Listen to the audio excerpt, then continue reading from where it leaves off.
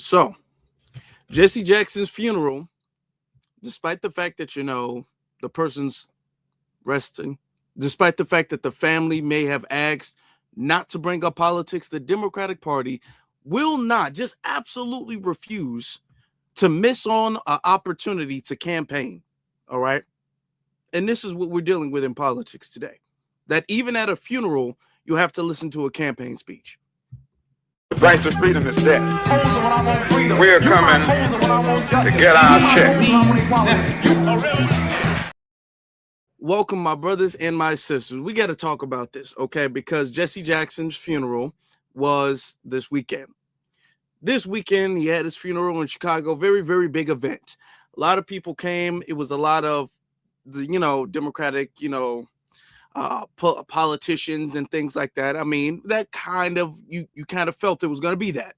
You felt it was going to be that way because of the fact that Jesse Jackson was a political activist. Okay, so it just kind of made sense. It wasn't very surprising that there were people there were politicians and things like that there. It wasn't very surprising. There was also celebrities as well there. But no. All right. Now, a lot of people are like, okay, well, Jesse Jackson's a politician, or he wasn't a politician, but he was engaged in politics and things like that. He was a very politically influential individual. So, of course, you would see that there. You would. However, this isn't about politics. This is about his life, and this was about his legacy. And the family had asked for that to be respected. The family had asked not to bring up politics, not to make this a political talking point or to try to score any type of political points. The family had said, if you're going to make a speech, you can. However, make your speech about Jesse. Make it all about him. This was his send-off, okay? This was his funeral. That's what today was supposed to be about. That's what it was supposed to be about. However, that's not what it turned out to be. No, that's not what happened. Now, I know before we get started playing the videos and clips and everything like that, and after you guys hit that like button, if you guys haven't, I would greatly appreciate you guys doing that. There are, in the Black community, some very mixed opinions about Jesse Jackson. And I'm not going to lie to you guys and say that there were some things I didn't disagree with. I voiced those on this channel. I'm not going to sit up here and say that I view Jesse Jackson as Dr. King, because that's disingenuous of me to say. You guys have heard me say things that have conveyed different opinions. And I'm not going to be all like, well, once a person has passed away, then I'm going to be like, oh, he was my hero. Oh, I miss him. So I'm not a fake person like that. Okay. However, despite my disagreements with somebody, whether that's on a personal basis or a political basis or anything like that, at somebody's funeral, if I don't have anything to say that's positive about that person, I won't say anything at all. Am I going to lie and tell this very sanitized angel version of this person's lifestyle? No, I think people should be honest at all times about their legacy and about the people they're speaking on. However, if I was to go to a funeral, I would keep it about that person. Okay. There's a time, I'm saying, and a place for everything. All right. Whether you agree with something or disagree with something, there's a time and a place for everything. Funerals are not the time and the place for political campaigns. They're just not. And the family knew that, which is why the family asked them not to do that. All right, let me show you the clip of the family specifically asking, very politely asking, please don't do that. Please don't. They did it anyway.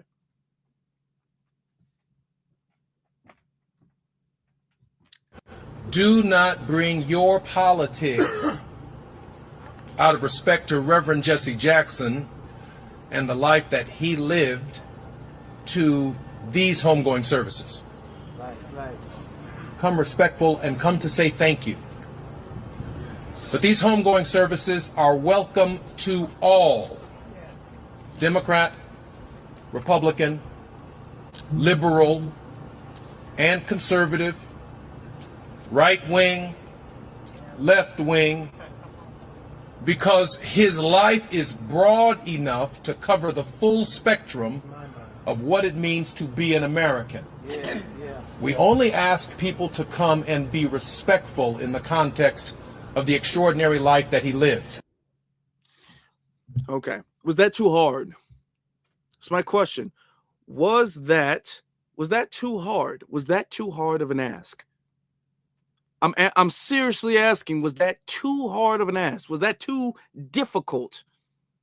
And if they couldn't say anything without bringing up politics, without referencing the current administration or Donald Trump or anything like that, they shouldn't have spoke.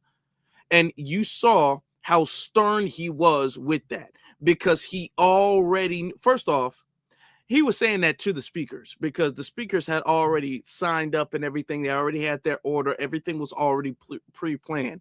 This isn't like a normal funeral where the pastor's all like, hey, does anybody want to say anything? And then somebody back like, actually, let me get up there and say something.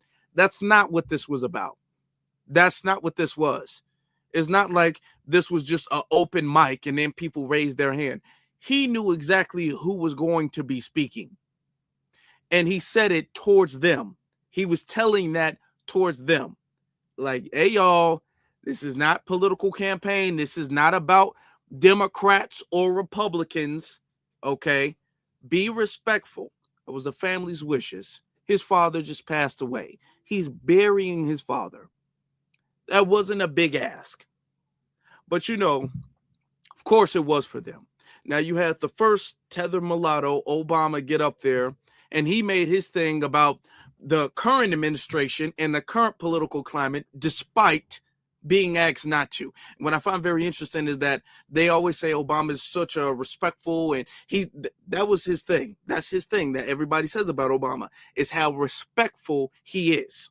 Okay, and I'm trying to let you know this now by playing this clip right here. All of this respect and everything that they talk about is performative, because when Obama doesn't care about respect, he doesn't show it.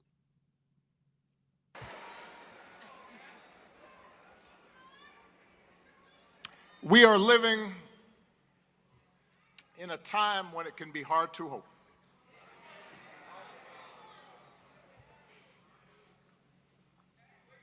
Each day we wake up to some new assault on our democratic institutions.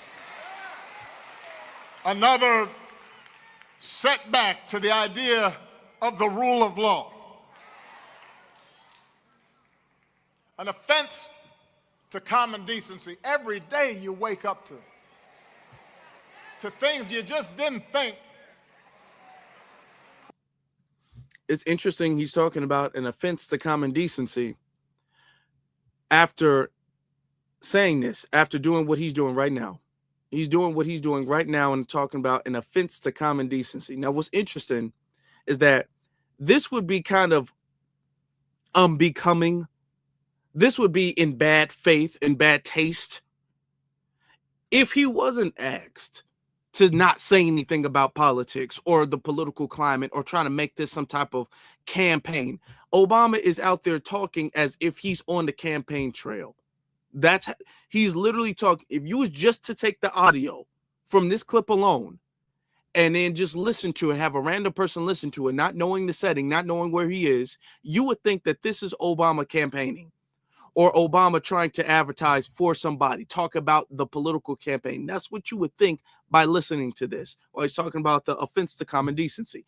This isn't the time or the place for that. What a lot of people saying, especially on top of the facts that he was asked directly not to. Still doing it. Still doing it. We're possible. Each day we're told by those in high office to fear each other and to turn on each other, and that some Americans count more than others, and that some don't even count at all. Everywhere we see greed and bigotry being celebrated. And when he says, and some don't even count at all, I want you to understand, he's not talking about black people, because he never does. He's talking about illegal immigrants, just so you can keep that in mind. He's talking about illegal immigrants, just so you know. And bullying and mockery masquerading as strength. We see science and expertise denigrated while ignorance and dishonesty and cruelty and corruption are reaping untold rewards every single day. We see that. And it's hard to hope in those moments. So it may be tempting to get discouraged, to give in to cynicism. It may be tempting for some to compromise with power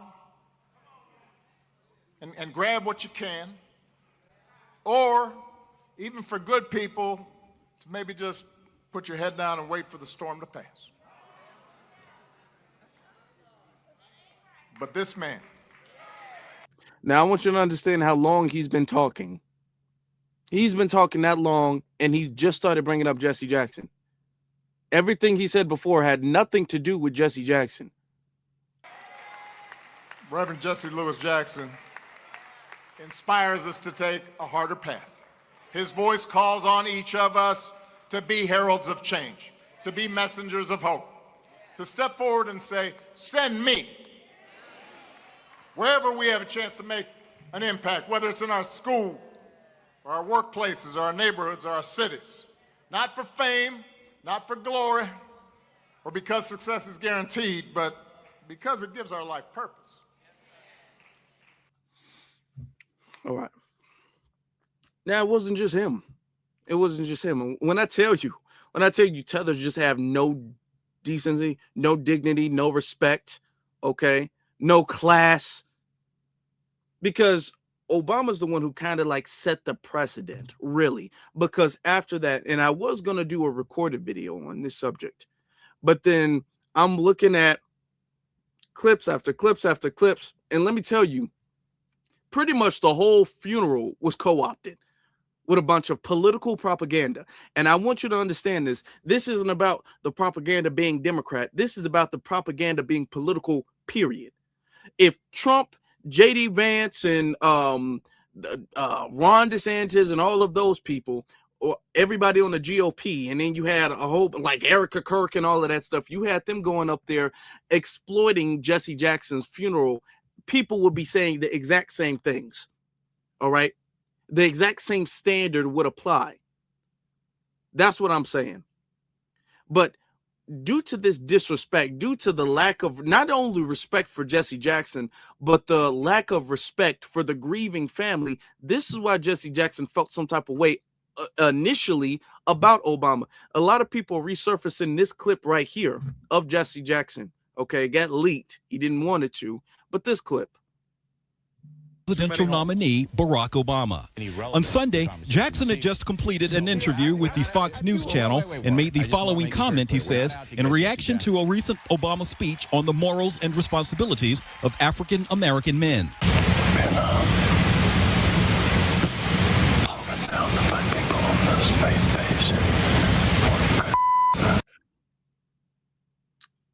You see that? Okay. Do y'all see that? Now, people who kind of analyzed Obama, besides the kind of charismatic, smooth talking and all that stuff, foundational black Americans who analyzed Obama, they saw through that. Jesse Jackson, despite his flaws, saw through that. He was all like, I don't really like Obama. Obama kind of rubbed him the wrong way. Now, of course, he, tried to be strategic and friendly and things like that. But this is the kind of characteristic that he saw in him earlier. Okay. The fact that they're so willing to take an opportunity. There's so much opportunist in their character, in their heart of hearts, that they will stop at no opportunity whatsoever, even over somebody's dead body with their family right there. Despite the fact that Jesse, to be honest, I will say this. I gotta say this. That I wouldn't have, if I was Jesse Jackson Jr. Now, maybe my political stances on things are a little different. I get it. However, I wouldn't have let them speak personally, because if you didn't want this to become a political campaign, especially during the fact that this is a midterm year, you shouldn't have let them speak. And I'm not trying to victim blame. I'm really not. I understand you're a grieving son. You got your family to take care of. You're trying to bury your father and all of that stuff, and everybody's coming at you. I get it. I get it. And you're trying to run a... I get it. I understand that. I'm saying that you already knew what type of time they were on, which is why you were so stern before the service even started to say, hey, don't do no Democrat nonsense. Don't try to make this about Democrats or Republicans. Don't try to push no political agenda. He already knew that. You already knew that that's how they was coming. And if you didn't want that to be at your father's funeral, I would have said, well, y'all can show up. Y'all can pay y'all respects or whatever. But as far as speaking, let's just keep that, a little bit more selective. But you let it be open. I'm not sure exactly what happened behind the scenes. I'm trying to give a lot of grace. Not sure what happened behind the scenes, but that happened. All right? That happened. Now, then it goes on to the other tether, kind of, she ain't even black, but all right, we're going to play what she had to say. Because she don't miss an opportunity either. Let me just say, I predicted a lot about what's happening right now.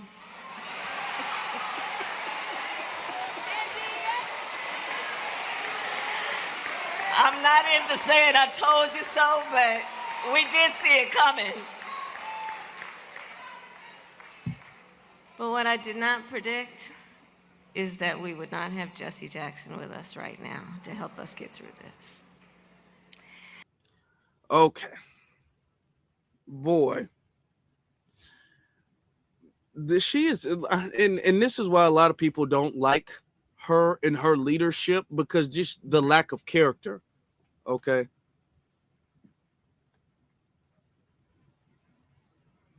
The lack of character she has right there. All right. I'm just letting you know. The lack of character. I'm not here to say I told you so. This shows she's bitter about losing. And she keeps going on about this. This is not her first time saying that. I'm not here to... I predicted a whole lot of this. I predicted a lot of this. Well, you probably did predict a lot of it, probably. However, a lot of people are not surprised about this because of the fact that a lot of this was already his campaign. Now, despite the fact that he's doing other stuff, and there's a lot of things that I didn't like about his campaign or his campaign promises. However, it's not like, oh, I predicted he's lying. No, a lot of the stuff he already said in his campaign that he was going to do, and he's doing. However, even if he did, it's not the time or the place for you to gloat. Mind you, she said that. She wasn't saying that in a very grieving or concerned way, unlike Obama. At least Obama did that. However, she's saying that and immediately started laughing because she's gloating. Okay? She's gloating. And this isn't her first time doing that. She starts being all like, haha, I told you so. She's done that before.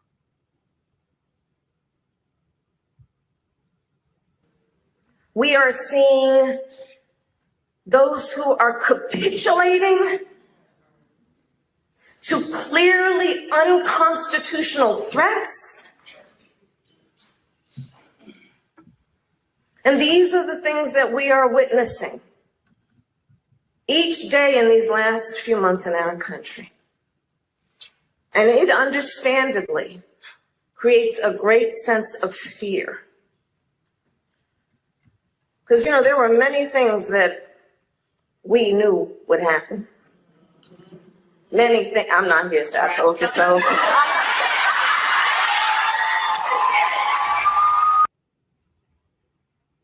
All right.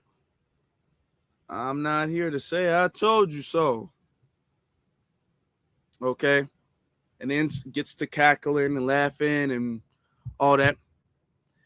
First off, the way she says that and then laughs, that's the ha-ha. That's what y'all get. Y'all should have voted for me. So all of this pain and suffering, I told you guys, that's what y'all get for not voting for me. Okay. The fact that you're willing to gloat about not winning the election during a funeral about somebody who you didn't run against, about somebody who wasn't technically even a politician, just shows a lack of character. All right. And this is exactly what his son didn't want at the funeral, but what happened anyway. His son was very pissed off about that. Very, very mad. But we're going to show that a little bit later. But before we do that, y'all can do me a favor, a solid, okay? And if you guys want to, you don't have to if you don't want to, but I would encourage you guys to hit that like button, hit that subscribe button, and hit the notification bell, all right? Normally, we don't go live on Sunday. This is special. So that's why we need you guys to do that. We greatly appreciate that. Thank you. All right.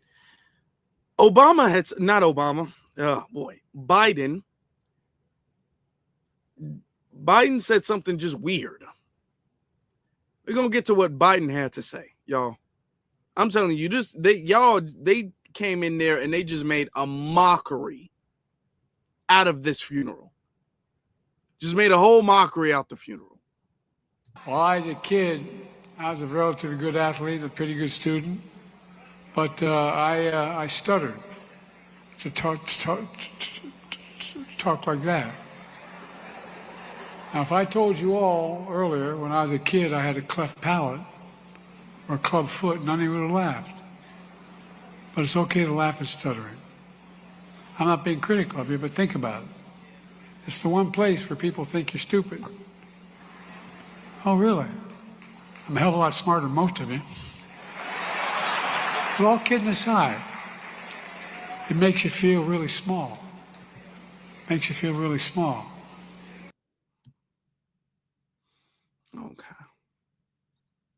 All right. He says when he was a kid, he used to stutter and people would make fun of him. That may be true. That may not be true. Okay. I think he's trying to say that to kind of explain his stuttering now so he can pass that off as I always had this stuttering issue. This has always been a struggle of mine. This is not new. No, because you go back and look up clips of Joe Biden in the 90s and in the 80s and then pretty much the early 2000s and all of that before he got super, super anciently old. It wasn't stuttering like that. But I don't know him when he was a kid. Most people in the world don't. So, okay. He might have stuttered when he was that old. But notice the comment afterwards. Yeah, people think that you're not that smart, but I'm a hell of a lot smarter than all of you. And then everybody laughed. My thing is, I don't know what Joe Biden has on people. Okay. There's a certain, it's not most. Thank God is not. I thank God is not most. Thank you, God is not most. But there is a certain amount of people, no matter what Joe Biden says, they're just going to sit up there and roll and just accept that. Joe Biden got some type of spell. He's been stirring up a cauldron or something like that. He's been casting spells, pouring potions and elixirs and all that stuff. And I don't know what type of spell, what type of hypnosis he has on certain people to where he can call them stupid. And this isn't Joe Biden's first time. He can call people stupid and they will laugh at it and take it as a compliment. They will laugh and feel closer to Joe Biden taking that as a compliment than okay. It beats me. It does. It beats me. I don't know what to, okay. All right. I don't know what to tell y'all. It beats me how he says that. Okay. And he was up there. Most people, he was slurring his speech, sounded like he was about to fall asleep, needed a nap. All right. But when I tell you, it wasn't just them. It was not just them. Okay. Even Al Sharpton made this. Now, Al Sharpton, the Reverend, who should just be talking about, Jesse Jackson or God or anything else, or the family. Jesse Jackson also made this about politics. It wasn't just the politicians. It was Jesse Jackson as well, too. Island, he showed me where the slave camps were. And I will never forget, he said, Al, you see what that artifact is? I said, what's that? He said, they call it the door of no return. When you go through that door, you either made it to America to slavery or you died in the Atlantic. The door of no return. But I talked to him about 3 years ago, and I reminded him, I said, remember when you brought me to the door of no return? He said, yeah. I said, well, we did return. We returned the President of the United States, Barack Obama. We returned the Vice President, Kamala Harris. We returned with businessmen. They thought they sent us as slaves. We came back as global liberators. The problem is that too many of us did not join the movements that sponsored us. And there was a breakout in 2024 called Negro Amnesia, where you forgot where you... Now, I want to pause this real quick. He said, we did return. We returned with Obama. We returned with Kamala. Neither of those two people are foundational Black American at all. Okay? Neither side. So how did we return with them? They have nothing to do with the United States chattel slavery at all. Both of these people are immigrants here. And he's praising them as if they're some type of champion to show our resilience as foundational Black Americans. That's what he's posing them as. As a matter of fact, and if we really, really, really wanted to go there, Kamala Harris's family actually was involved in the slave trade. If we're really going there, if we really wanted to go there, now that was in Jamaica, but if we really wanted to go there and talk about slavery, we could talk about slavery. Okay. But he's propping them up, talking about we came back and we did return. We returned with what? 2 tethers? We returned with what? What have either of these people who keep showing disdain for foundational Black Americans, what have they done for foundational Black Americans whatsoever at all? What have they done? Okay. What are they doing now? Why are you even bringing them up? But he doesn't stop there. I just wanted to highlight that point. He doesn't stop there. He continues. Came from and forgot how you got where you got. Therefore, they're trying to take back everything you have.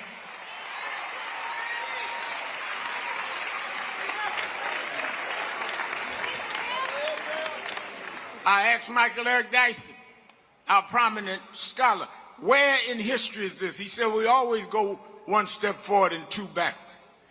Well, here we are now. The problem is not Trump. The problem is us. Okay. The problem isn't Trump. The problem is us. Why is Trump's name even being brought up? Then you bring up 2024 political amnesia. Are y'all seeing this? Which means we forgot where we came from. We forgot what we were supposed to do. That's what he's trying to allude to. We forgot what we were supposed to do and vote for Kamala Harris, which is what we were supposed to do. But we got amnesia. The problem isn't Trump. The problem is us. Okay, let's let him continue. Then we're going to fast forward because he goes on for a minute. We are allowing ourselves to be lowered and our children to feel inferior because you don't have an I am somebody person. You got our artists calling our women bees. Our others calling us niggas. What happened to us? What happened to Black and Proud? What happened? I'm going to vote. What happened? Ain't going to let nobody turn me around. What happened to us? What happened to Black and Brown? Oh, let me just talk to y'all. Okay. So he asks, what happened to Black and Brown? What happened? Now I'm going to vote. which is him dissing people who decided to sit the election down or decided to have a standard of their vote, for their vote, a requirement for their vote. Okay, what happened to us? We woke up, we got smarter, we realized reality, we accepted reality for what it really actually is, which is what happened to us. Okay, we're not sheep being led to slaughter anymore. That's what happened to us. You all woke up. We all woke up. Well, we woke up. I woke up. Okay.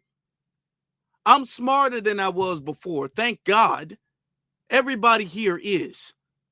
Everybody here is getting information, sharing information, empowering themselves, learning about our lineage and our culture and where we need to be.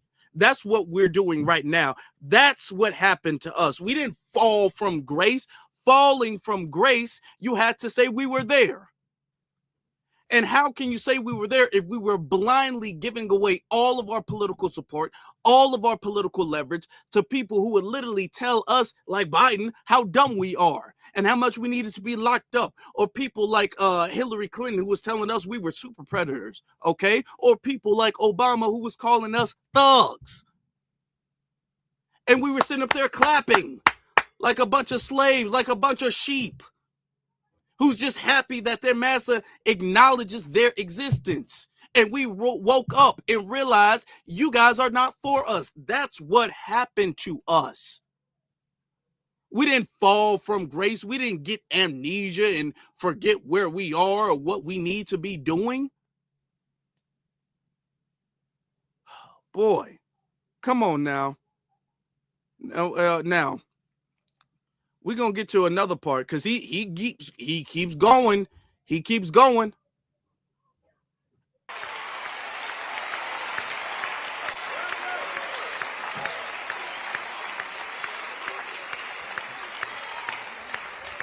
We believed our way,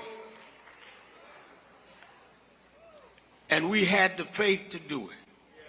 And that's why my challenge to you is that we should do what Jesse Jackson did. Not look at what you can see, but look at what you can believe even if you can't see it. Sitting up here talking about, oh, they got all the power, we can't win. We gotta win. Because they put the seeds of victory in us. If we just nurture them and grow, Hakeem Jeffries be the Speaker of the House. If we keep on winning, we'll get the Senate back. If we keep winning, we can save health care for our grandmamas. If we keep winning, we can bring about criminal justice reform. If we keep winning, we can have 2 Jackson boys in the Congress. We didn't come this far to turn around now. Okay. If we keep winning, we can take the House back. If we keep winning, we can do all of this. Now, this is particularly distasteful considering the fact that he's a reverend. So he should understand more than most about the fact that this is not the time and the place for that. He should have been one of the main people trying to make this about Jesse Jackson. What does taking the House back have to do with Jesse Jackson? For the Democrats, I want you to keep this in mind. This is not for black people. We can have all of these people in Congress. We can keep winning. That's not a win for us. That's not a win for us. It's not. And I want you to understand, this is why when it comes to a lot of these big preachers, when it comes to the ones who we see at the White House parties, we see at the DNC events and all of that stuff, people don't follow them. Okay? These are preachers who were specifically preachers, reverends, who were specifically asked, don't bring up politics. Don't make this about Democrat or Republican. And then Reverend Al Sharpton gets up there and talks about taking back the House during the midterms. He talks about winning elections and pushing other political narratives and stuff. I'm not talking about, I'm for, fixing a police issue, punishing the police and all that stuff. But there is a time and there is a place There is a time and there is a place, and that's not the time nor the place for that. Now we're going to fast forward a little bit, but let me get to these super chats real quick. Okay, shout out to Ms. Nisi. Ms. Nisi says, Afro, please consider a call in today. I have something to say, please. I guess if we get it out quick enough, if we can get through the clips quick enough, then yeah, we can do that. We can set that up. Cynthia says, shout out to Ms. Nisi, and then shout out to Cynthia. Cynthia says, good evening, beautiful, brilliant B1 family. Good evening to you. Okay. The disrespectful behavior from the Democrat Party was disgusting. They couldn't wait until Reverend Jackson was buried in his grave. They couldn't even do that. They couldn't even do that. I'm talking about just no civility at all. No respect whatsoever. None. I'm going to fast forward a little bit because I want you to hear what else he had to say. And be what we're supposed to be.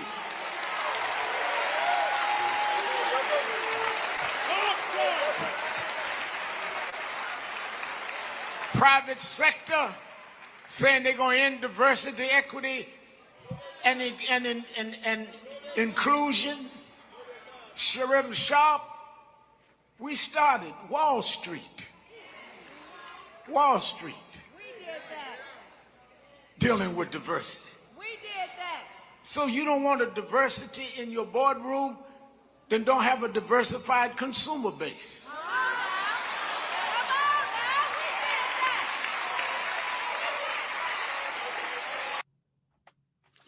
I want you guys to understand as well, too.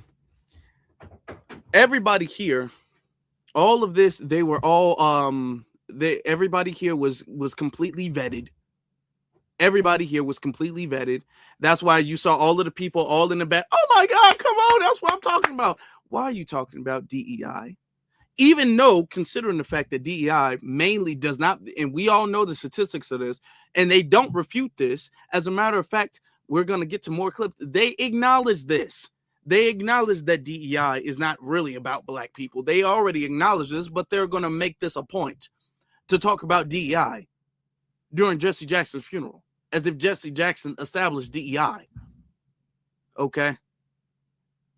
Then he tells some type of weird thing about how we created Black Wall Street in response to DEI.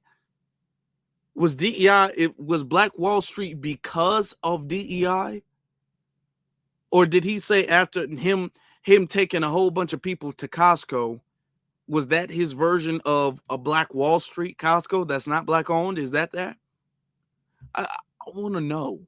I don't know. I just want to know. I don't know. What are you talking about? Why would you even bring this up? This is what pissed the family off. This is what pissed them off. But now, I mean, I'm talking about that. Maxine Waters came up there. It was a whole show. I was going to make this a small video, maybe 20-something minutes long, when I thought it was just about Obama and Kamala. But I'm talking about Obama, Kamala, Biden, Al Sharpton, Jesse, Maxine Waters. I'm like, oh my God. All y'all came up there and made a fool of yourself. All of y'all came up there and did that. The whole funeral y'all used as a political campaign. Y'all used his funeral. I mean, y'all milked everything y'all can get out of him. Y'all used his funeral to push a political narrative the whole time. Listen to this.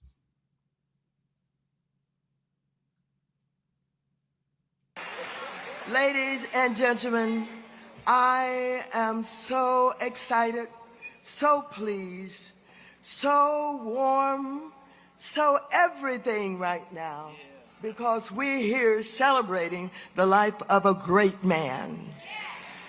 Jesse Louis Jackson Sr. was a great civil rights leader. He didn't literally just talk the talk. He walked the walk. And I want you to know that he changed my life. And I'm going to talk about that in just a minute. But before I do, to the governor and to the mayor here, I like how you handled the city and the state when ICE came in here. Thank you. Thank you so very much. But I know how you knew how to do it. You're from Chicago, and you took after Jesse Jackson. He taught you how. He taught you how to fight. He taught you how to speak up. He taught you how to claim your time. And so we're here today with the family. Now, I want you to know Jesse Jackson was my great friend. I can't tell. I cannot tell. I can't tell at all. Not with that. I can't tell whatsoever with that. But oh yeah, I'm going to talk about how Jesse Jackson changed my life, bettered my life. But before I do, shout out to Brandon Johnson and JB Pritzker for how you guys handled ICE. What, man, what? What does ICE have to do with Jesse Jackson? What does protecting illegal immigrants have to do with Jesse Jackson? Why would you detour? I mean, you saw she just made a sharp, hold on one quick second. We got to talk about ICE and illegal immigration right now. I like the way you guys handled that, which means fighting against them, which means being anti them. I can't tell you were good friends with him at all. Y'all are out there literally campaigning because you guys know that the Democrat numbers are so bad that y'all need every single opportunity to campaign, period. And y'all saw this as the perfect opportunity. I'm telling you, I'm sure the family was fuming. I can already imagine. The family was probably fuming, boiling with rage. Based off of his son's reaction, which we will play, based off of his son's reaction, I can already imagine that. I can already tell that the family was fuming by that. What are you bringing up ICE for when he said don't make this a Democrat thing or a Republican thing? What are you doing? Did you not hear his own son request, really demand, don't do that? And you got up there and did it anyway. You didn't even, some of them didn't even make it subtle. They didn't even make it subtle. They blatantly said it. All of them were blatant. They weren't all like, you know what, and times are tough right now, but we will overcome and we can fight like Jesse Jackson. It wasn't even like no subtle thing where you can kind of dismiss it like, maybe he meant it, maybe he not. They were blatantly saying it. Blatantly. Like this was a campaign. Like this was a campaign. She stopped talking about Jesse Jackson to talk about ICE. Okay. All right. Then you have a Reverend Jamal Bryan. Those of you who are wondering why we have been here this long, the service wouldn't have been this long if we were able to go to the Capitol. But the Capitol is now only reserved for pedophiles and podcasters. We're in a critical moment in history. A critical moment in history where it is that we have to figure out what are we fighting for. Okay. All right then. All right. Now, yeah. I'm talking about you think that the reverends would respect the time and the place for that. You would think that. You would think that at least them, if not even them stopping everybody, you would think that at least them would understand that that's not the place for that. That's not the time for that. You would think so. Now, the White House is full of, they said, I don't want to repeat it, but they said, sexual criminals. And I agree with that. I fully do agree with that. Okay. Now I do want to add and remind everybody that it's always been that way. It has always been that way. This is not new. It's not something that just started happening. It's always happened. Now, podcasters, I don't know who you're referring to, but okay. But you throwing all of these shots and all of that stuff, this is not the time for that. And this is what a lot of people are saying about the Democrat Party. You guys are such opportunists and show such lack of respect. And this isn't from coming from somebody, as I said earlier, this isn't coming from somebody who viewed Jesse Jackson as a Dr. King and as a hero and as this. You guys know that. And I'm sure a lot of y'all probably looked at it like, there's a lot of things about Jesse Jackson I'm not too big on. It's a lot of things about Jesse Jackson, a lot of his political views and stances on certain things that I disagree with, especially right now. There's a lot of people who feel that way. However, I'm sure everybody who feels this way, everybody in this chat room right now, if you guys were to go there, you wouldn't make it an opportunity to campaign for yourself. You wouldn't do that. You wouldn't make it an opportunity to throw shots at your other political opponent. And this isn't just about the Democrats and what they've done. This is about you doing this, period, talking about politics, period, despite the family asking you not to. And I keep saying that because it's very important. These are the people who will tell you that everybody in the White House don't have any dignity, don't have any class, don't have any respect or civility. Yet they're doing the same thing. This is the same thing that they keep telling everybody. They keep telling the people that the Trump administration is doing and the GOP is doing. And they show no more respect for that. And these are the people that let you tell it. A lot of people in the media tell and convey, okay, and make it seem as if these people are of high respect and high morality and high frequency and high dignity. And they're not showing any of that. And I want you to understand, we're not just saying this. I'm not just saying this. This is not just my opinion. This is the opinion of the family. This is why the family had to come out the next day, because the funeral was on Friday. Then it was a service on Saturday morning.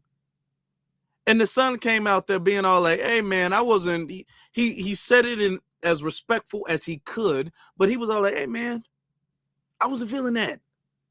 I was not feeling that.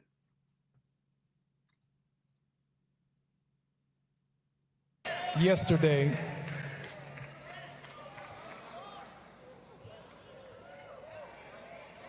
I listened for several hours of 3 United States presidents who do not know Jesse Jackson.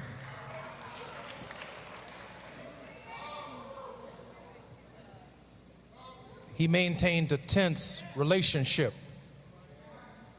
with the political order, not because the presidents were white or black, but the demands of our message, the demands of speaking for the least of these, those who were disinherited, the damned, the dispossessed, the disrespected, demanded not Democratic or Republican solutions, but demanded a consistent, prophetic voice that at no point in time ever sold us out as a people. And it speaks volumes about who the Reverend Jesse Jackson was. Our message has already been delivered today. I can see it all over my mother's face. Rise, Jesse, rise. Give Jonathan Jackson another great round of applause for delivering our family message to the world. Let's hear it for the congressman.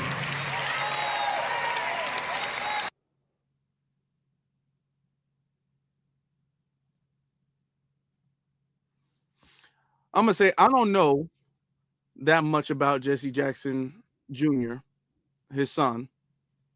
I'm not going to pretend that I do, because I don't. I'm not going to sit up there and say I do, I don't. But I do like the fact that how he handled this. I will say that. I liked how he handled this.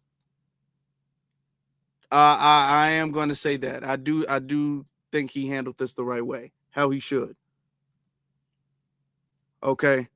Notice he was all like, they didn't know Jesse Jackson, which they didn't. They didn't know Jesse Jackson at all. Okay. And he was talking about he had a relationship. They were talking about a relationship with the presidents. And it wasn't because the presidents were white or black. And he was saying that too. Like, you guys are trying to exploit pretty much my father. That's what you guys are essentially doing. You guys are exploiting my dead dad for political talking points. And yeah, he was cool with y'all, and he went to a lot of events and all of that stuff. But he did that because, regardless of how flawed you might have thought that was, or how he went about certain things, he did that not because he was a Democrat or Republican. He did that because he's doing something because he feels like that was the best way to do stuff for black people. That was the best, I guess, solution for black people. I'm gonna be honest.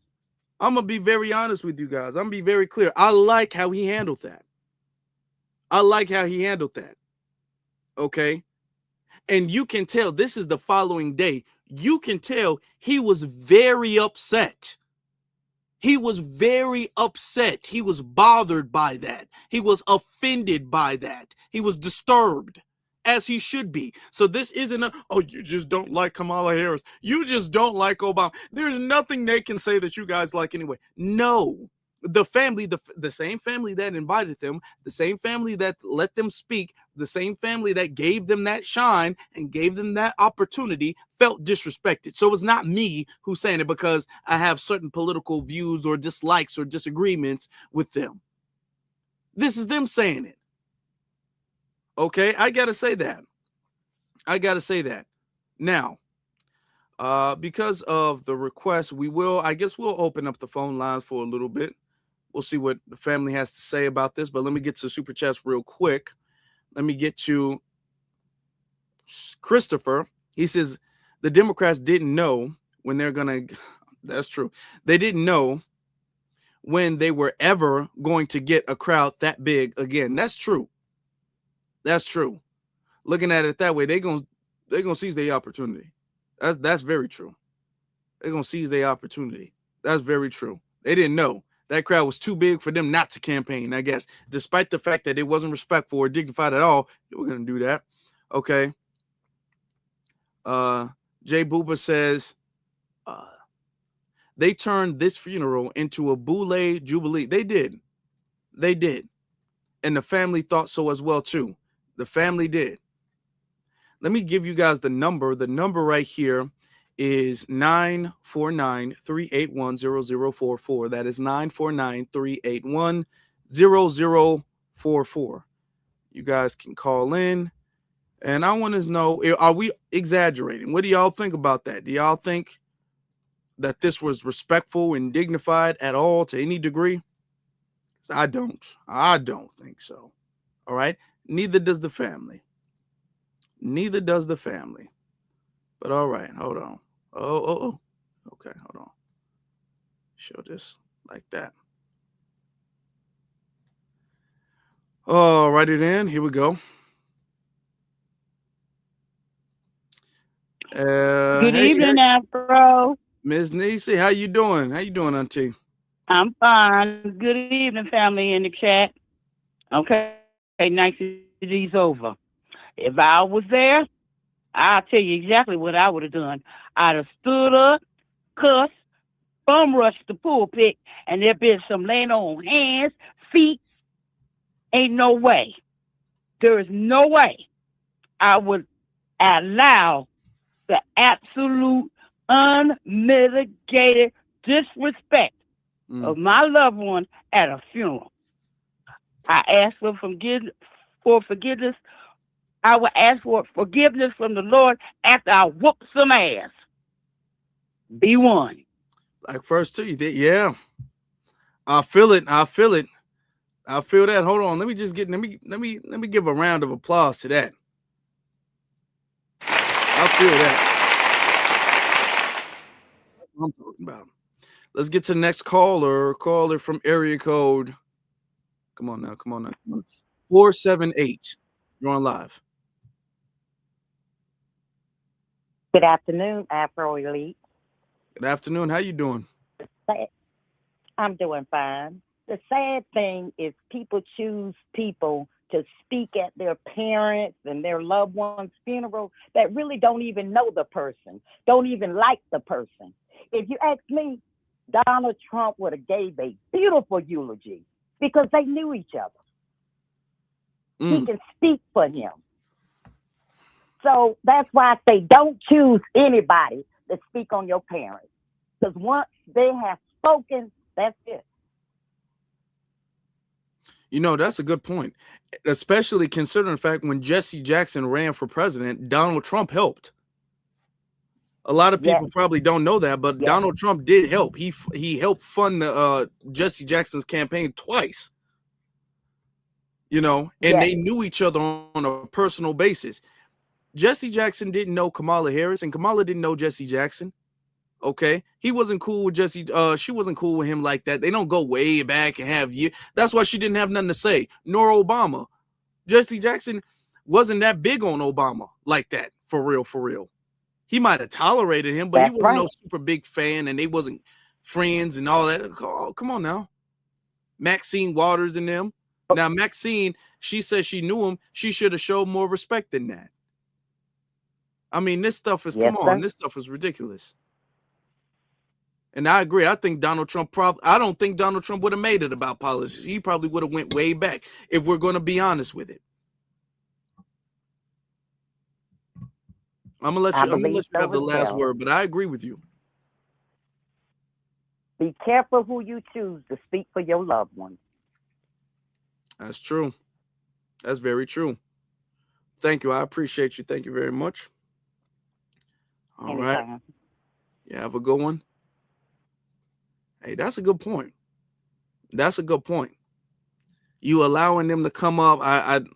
If you thought that was going to give you, now I got to call a spade a spade. If you thought, Junior, if you thought that having them come up was going to, you know, give you some type of political clout, or if that was going to give you some type of brownie points that you were going to exchange later on, if that's what you thought, he was all like, well, I have them come up to speak. They don't have to speak about politics. They didn't know your dad like that. They don't know you like that, or the family like that.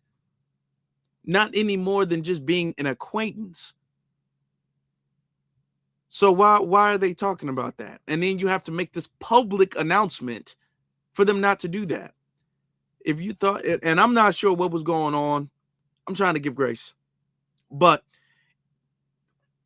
it could look like you were trying to get some type of political brownie points by having all of the Democrats. You won't have a single Republican. All of the Democrats get up there, okay? And one after another talk about politics. Okay. Caller from area code 818. Hey there, Afro. How you doing? Hey there, FB fam. I can't hear you. Okay, I can hear you now. It's a double echo, but I just wanted to say that the DNC made sure that they hijacked the civil rights leader's funeral, and made sure that it was all the media heads there to cover it by all the news media. And this looked to me like a destiny swap to the civil rights for immigrants. You know, when MLK passed away, Jesse stepped over the body, placed his hands in the blood, and put it all over his shirt and stepped in front of the cameras and took MLK's place and redirected the movement. It seemed to me like the Dems, the DMC, they did the same thing over Jesse's body at the funeral. Damn, that's deep. That's one way of looking at it. It may be, yeah. It could be like what comes around goes around. Yeah, a lot of people were saying that it was.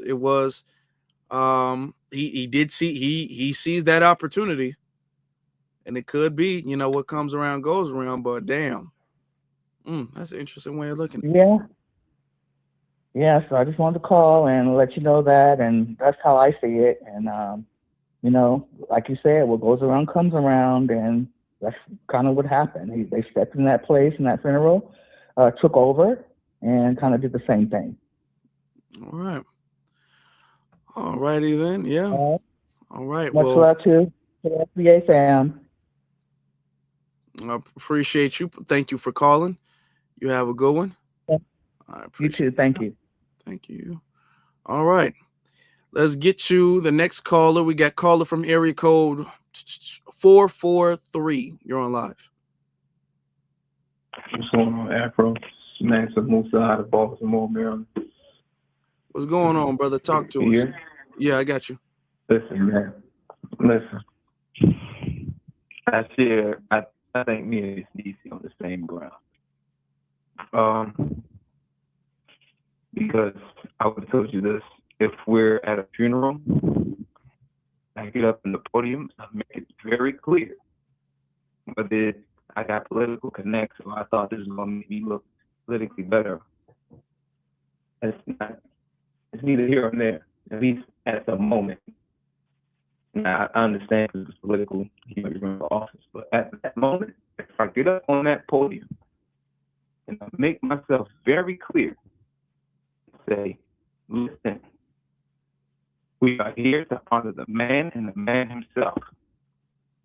If any of you tend to veer away from making any comments that is not about the man and the man himself as far as his characteristics, I'm going to ask you to leave right now.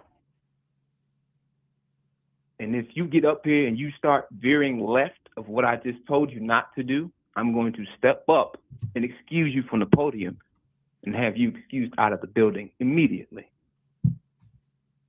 That's how I would have handled that in a former manner. Now, if it would have went left, use my French, but I would be beating the shit out of the next person who got up there talking crazy.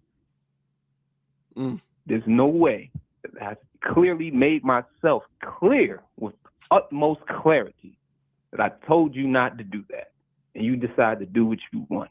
That's fine.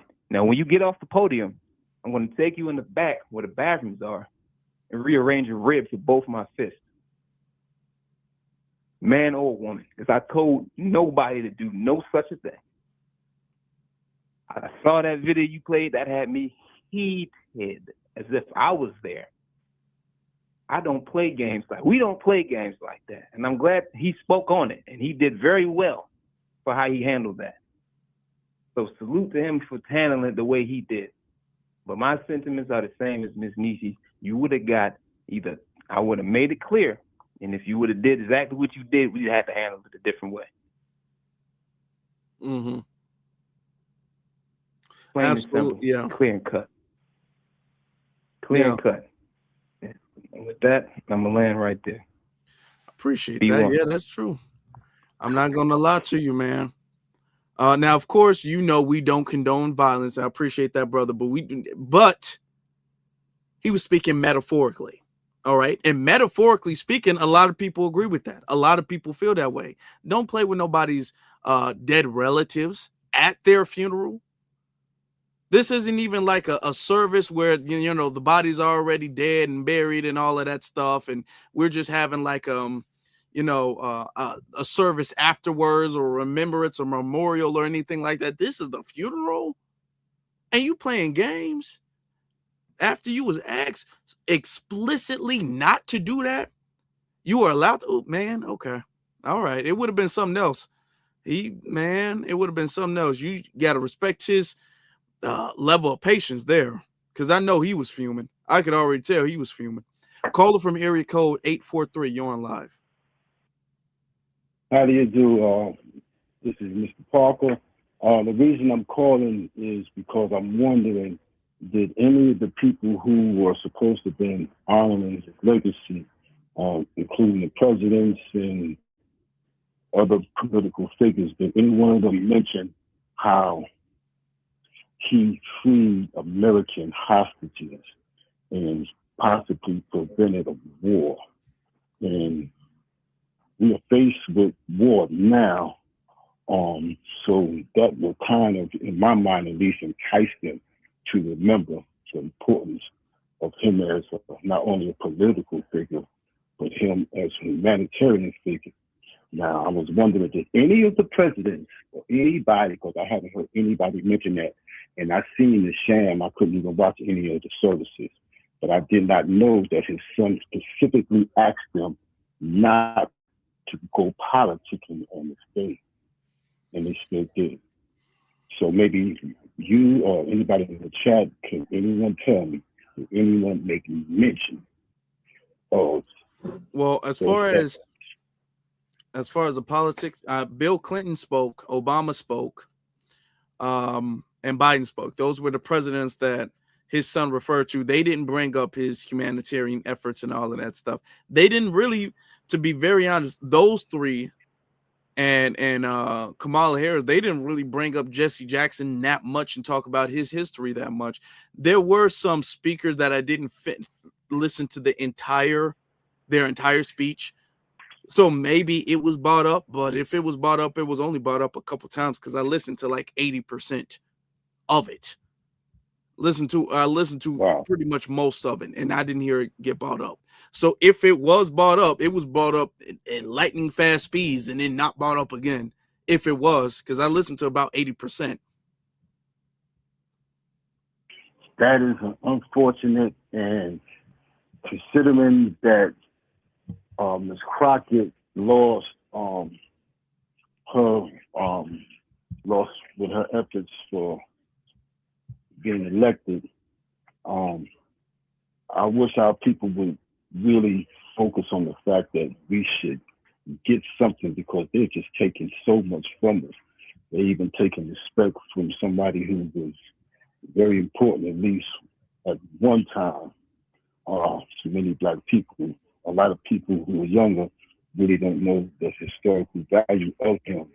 Some even make fun of him for labeling and giving us the label of African American, not realizing at that time that we were very lost people and we did not have a direction. That at least gave us a direction to go in a cohesive movement forward. However, yes, Jesse Jackson was a great person. He did what political leaders or even humanitarians today can't do, which was negotiate freedom from people who might not even deserve it, considering the situations. So yes, he was a great man, and it's unfortunate if anyone else, in particular the presidents or the other political figures who were there, didn't say that. Thank you for taking my call. Thank you for calling. Appreciate your call. All right. Let's get to the next caller. Caller from area code. Come on now. Caller from area code 214. Hey, Afro. Hey, how you doing? Hey, this is Louisiana Couch. The polls so weakened the opposition that they decided to assert themselves outside of the democratic framework, which was agitating at a funeral. You dig? Yeah. That's very sad. I just wanted to say that and put it out there. Jesse was only a human being. He was a man. Men make mistakes. I really can't judge the other things that people are saying because I wasn't there. You know, when the deal went down with MLK and Jesse, I wasn't there. I can't judge. Let this man rest in paradise and leave the politics out of it, because you're weakened. I understand, but you're doing too much at a Black funeral. That's it. I agree. Thank you. And thank you. Hey, everybody. FBA Couch is out there. Hey, how y'all doing? Love y'all. Later. Send in favor. Appreciate that. Yeah, that's true. You have a good one. That's true. And this is what I said earlier. in the live stream. I said, there's some things, and I'm not gonna lie, because I don't want people to be all like, Afro, that was not your original stance. Of course, I'm not gonna sit up there and act like I said something that I didn't say, or didn't say something that I did say.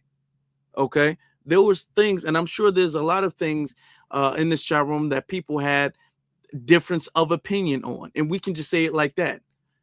We don't have to make it seem like every single person viewed Jesse Jackson as a Dr. King. There was a lot of people who didn't. There was a lot of people who disagreed. There was a lot of people who felt some type of way about certain things that transpired with Jesse Jackson. My thing is this, is that it shows a level of, because the funeral is not just about Jesse Jackson. It's also about the family too, the grieving family, people who lost their grandfather, people who lost their father, people who lost a very important member of their family member, people who knew him personally for decades. All right. And it's not just about respecting him, even though that's the main part. It's also about respecting the family, which means respecting the family's wishes. Which means don't get up there and be all like, well, I didn't necessarily agree with the push cola. Like, it's not that. And see, this is so unlike foundational Black American culture, because we were taught that if you don't have nothing nice to say, don't say nothing at all. Don't say nothing. Be quiet. Don't say anything. We were taught there's a time and a place for everything. And they just don't respect that. Okay. Caller from area code 216. Hey, Afro, how you doing? I'm good. How you doing? How you doing, bro? This is Gerald out of Cleveland. But you're exactly right. The caller's calling in. Exactly right, man. 1,000% right. I've never, ever, Afro, seen nothing like this ever in my life, bro. I'm totally serious. I lost my mom about 3 years ago, and I'm my mom's only son. Yeah, and I'm like, I'm moved. You know, I'm moved, but I'm set right in the line, right back in place, because I know my God is my Creator. Is He's all I have. You know, like honestly, that's all I got. But yeah, in a nutshell, like, you know, they could have respected that man's family. You know, I really think they should have respected Jesse and respected his family. Yeah. You know, I've never seen this amount of disrespect. I mean, like, I grew up in a time in the golden area too, where, you know, I witnessed Marvin Gaye, and, you know, I'm witnessing Michael, Whitney, you know, all our celebrities and those, and, you know, we grew up in our household, and they're getting taken away from us, you know, right before our own very eyes. And they doing these things, you know, I don't know what to call it, a ritual or whatever they're doing, but they're doing it right in their faces. They're doing it right in our faces. They're snatching souls out here, and you know, they need to quit. They need to stop, you know. But yeah, condolences to his family and to his son, you know, because he did the right thing. And thanks, Afro. Appreciate you. Thank you. My condolences again. I appreciate the call. I appreciate that. But yeah, that's true. That's true. And you know what's interesting is that and from what I can see, from what I saw, Obama was the one who really set it off and used that to be a political talking point. He was the one who started campaigning, and Obama is the one that everybody talks about how respectful he is. How respectful he is. That's man. I'm glad his son said something. I'm glad at least that he said something as respectful as he could. He said something. Caller from area code 678. 678. That's area Hey, Afro, how are you? I'm good. How you doing? I'm wonderful. Thank you, brother, for taking the call. So you're absolutely correct. I agree with you 1,000. They were very disrespectful. But what we have to understand as foundational Black Americans is that this is how the Democrats are. They have always been disrespectful to our community. Hence, they showing up with rappers and all this other stuff to come to our community to pander for our vote instead of giving us tangibles that we need for our community. Okay. So you're absolutely correct. It was disrespect, but it has been long-standing disrespect that we have allowed as the Black community. And now it is time, as foundational Black Americans, we're standing against everything. And I'm so happy to see this. We're standing against this illegal immigration affects our community more than it affects any other community in America.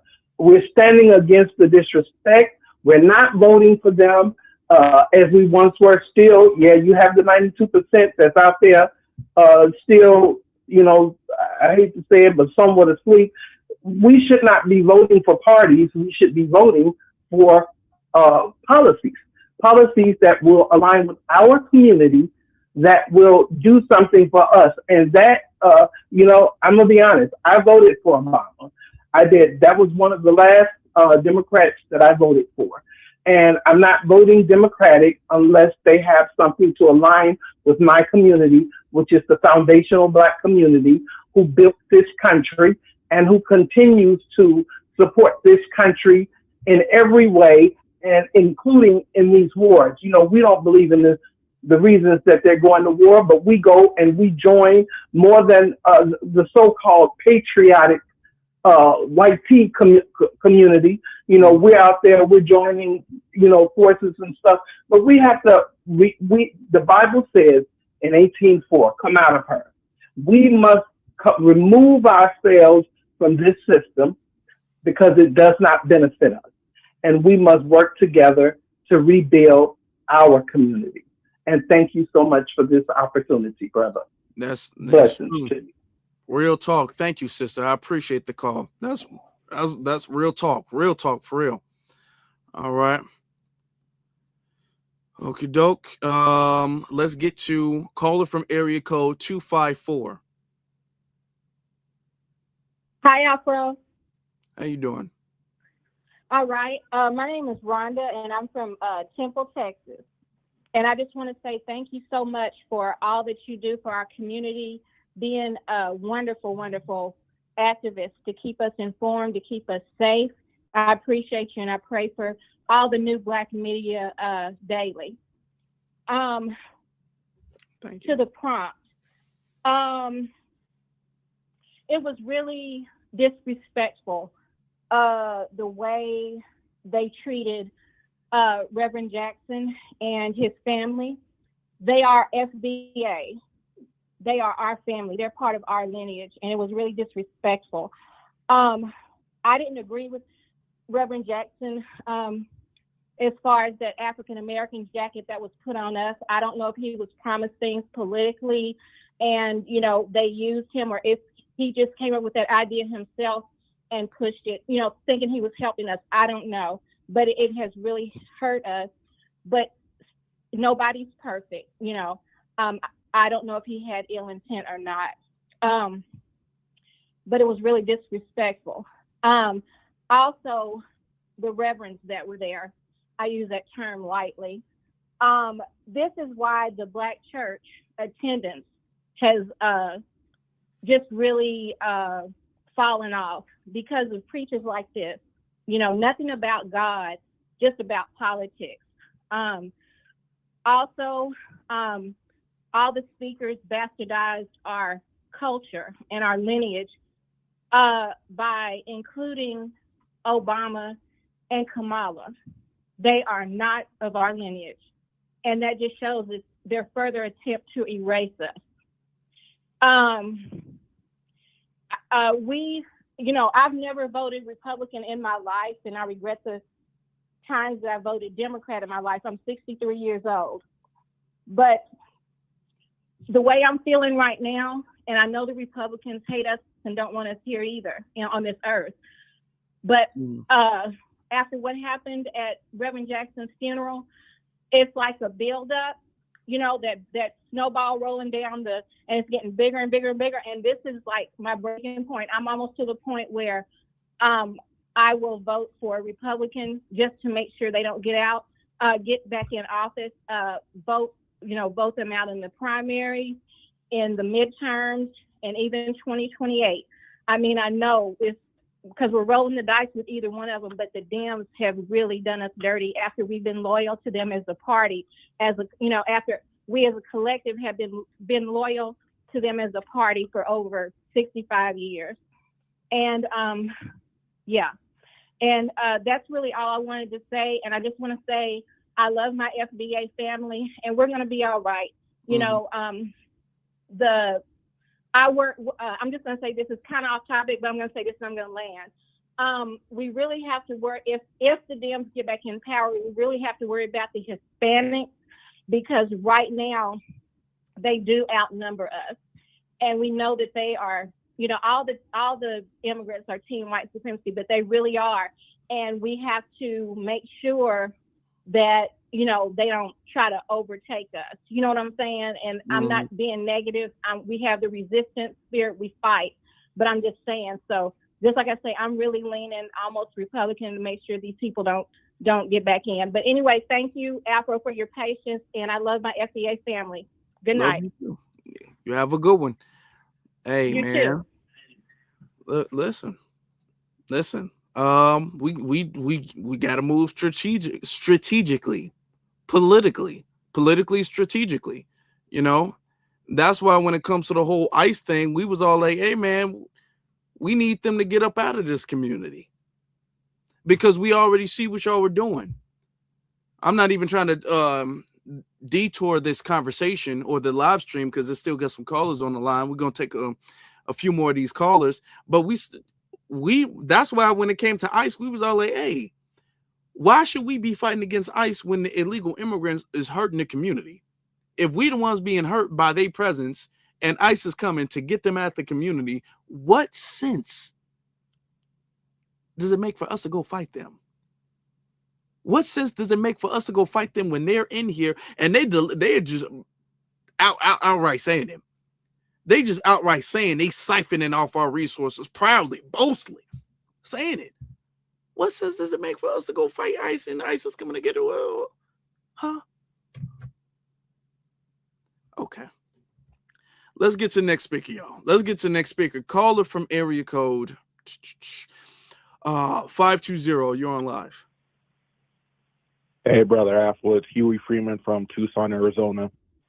What's on your mind, brother? Not much, and wonderful broadcast as always.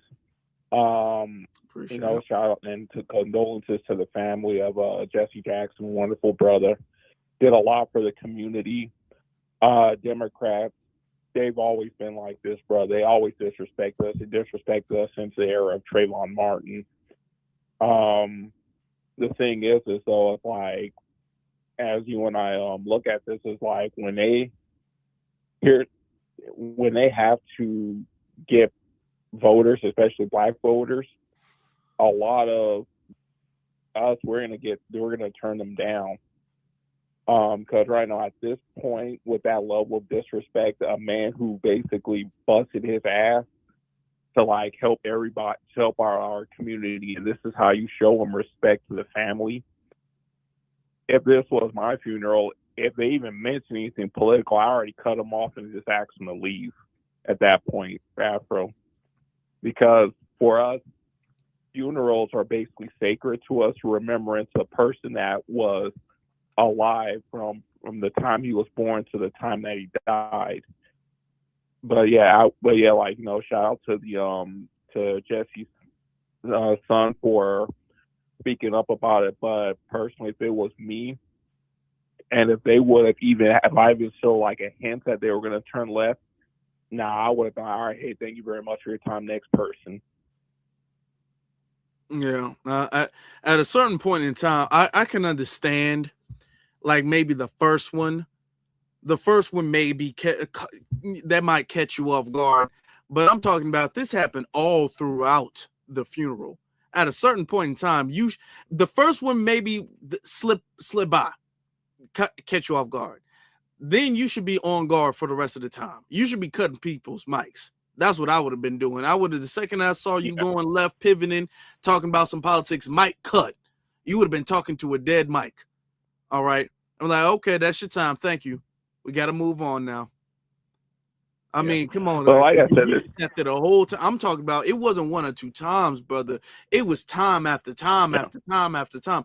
And I want you to understand the fact that it was so many of them, they all knew Obama, Kamala, Sharpton, Jamal Bryant, Maxine Waters. They all were on this. They all knew they were on the same time, same type of energy.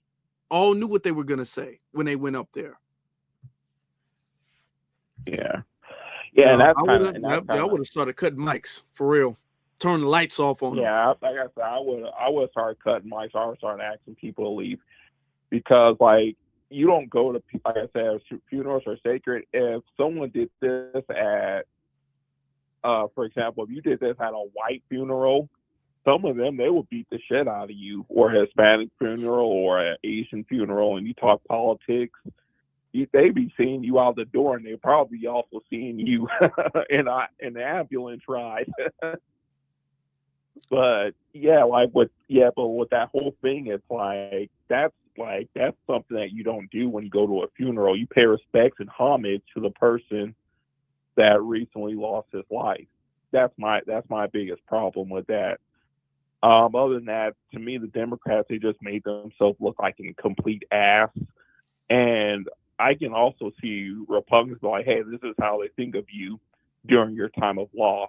So I would have used, so they just gave ammunition to the other side, to be honest with you.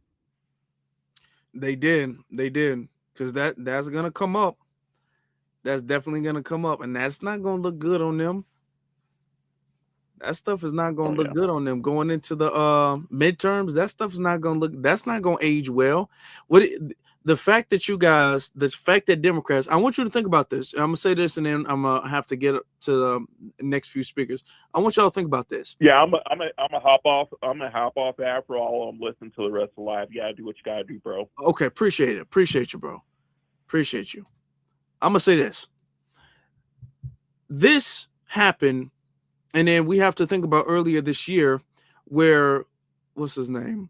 Don Lemon ran up in the church and was trying to talk to some preacher or pastor about ICE and trying to reprimand him and interrogate him about ICE. And then the Democrats do this at Jesse Jackson's funeral.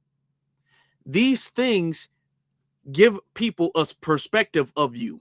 Okay, it's definitely going to give people a perspective of you that you guys don't respect nobody's religious beliefs. You guys don't respect nobody's faith, whether you agree or disagree, whether you are about somebody, whether you believe in that person's faith or not. Okay, you still show respect to it when you're in their place. Okay, when you're at somebody's church or in somebody's funeral, you're still supposed to do that no matter where you go, whatever faith you believe in. Okay, that's just common decency. That stuff doesn't age well going into the midterms. I promise you it don't. I promise you it don't. Okay, caller from area code 919. How you doing, Afro? I'm good, brother. How you doing? All right, man. This is Antonio of North Carolina. I don't know if you remember me or not, but you're the first FBA when I realized I discovered what FBA was, you know what I'm saying? But I just want to say, man, that can you hear me okay? Yeah, I hear you. You're fine. Okay, I just want to say, man, let me tell you something. I don't want anybody to take this personal. I want you to hear me. Let me say what I'm going to say because I'm going to put a little metaphor behind it. The Democrats didn't disrespect Jesse Jackson's funeral, and let me tell you why. There was one time a man, it was a snake caught up on the rock, and the water was rising high, and the snake was about to drown.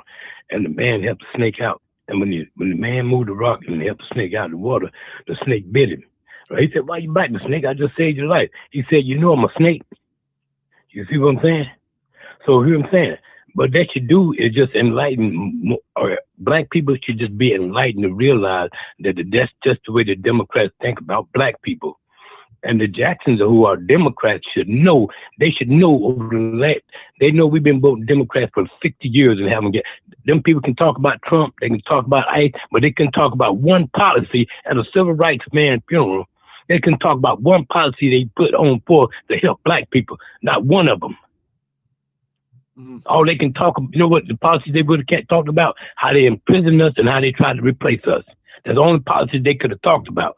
And so for us to sit here, that what they should do is that should just wake more black people up. You shouldn't feel no kind of way, no nothing. I don't know about Jesse. I think Jesse at the time was doing what he thought was right. I don't know if he did or not. I'm not going to get into that, because they tell me you don't speak ill of the dead. I never will.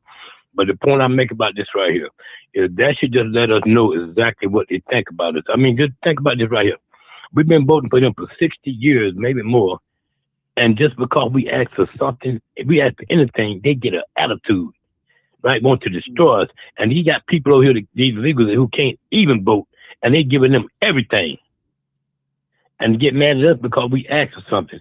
Black people don't have we shouldn't be upset about nothing. They didn't disrespect nothing. They just show who they were. That's who they are. And what we should do is now, we should know now that is them. And don't take it no other kind of way. We know that's them. We know what they think about us. They done proved it to us, and they done showed it to us. And that should have been the last straw where anybody who didn't know, they should know now. And that's what I'm saying. I'm going to land my plane, my brother. I appreciate it. Appreciate the call. Thank you. All right. I mean, this is how they do. People keep calling in. We're going to get to the last few callers here, and then we'll wrap it up because we'll be on here for the next 4 hours or something like that, And then I did not intend for this to be no super long stream like that. So we're going to, get to the next few callers and then we're going to wrap things up. But before y'all do that, before y'all go, please hit that like button. Please and thank you. Please hit that thumbs up button. Caller from area code 918. You're on live.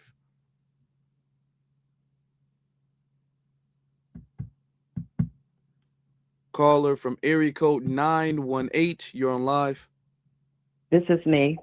Hello, everybody. I am a resident, born and raised, and currently reside in Tulsa, Oklahoma. And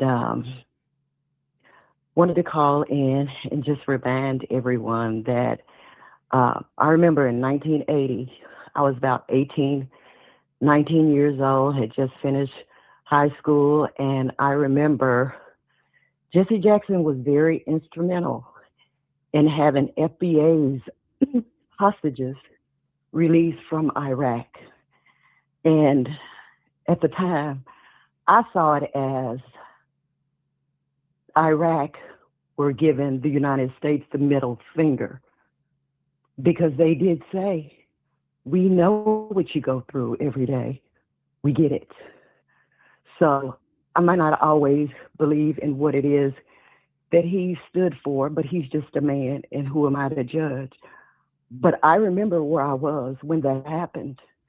And so I have respect for him, and it has hurt my heart today. And I just wanted everybody to know that he was worthy of that respect today. And if today didn't teach us anything, I think everybody needs to rethink what it is that we're doing. And I thank you all, because I never thought I'd see the day when we would be doing something so powerful as delineating. It means a lot to someone like me. So thank you all, and keep the faith. And God bless everybody. Thank you. I appreciate your call. That means a lot, and that's very true. Thank you very much. And we moving forward. We are moving forward. And they would be proud if they could see if Jesse Jackson was here and he was, in his prime, and he could see where we were, Dr. King, everybody, if they could see where we were, they would be proud. We're making our ancestors proud. We definitely are. Okay. And this moment right here, we're going to be talking about our children. The next few generations are going to be talking about this moment that we're in right now. I never thought I'd see this day. And I was laying up last night just reading, going through and listening to different Black content creators. And I never thought I'd see the day where I'd be so proud. This was so needed. And I'm a 1960 baby. And I know my history.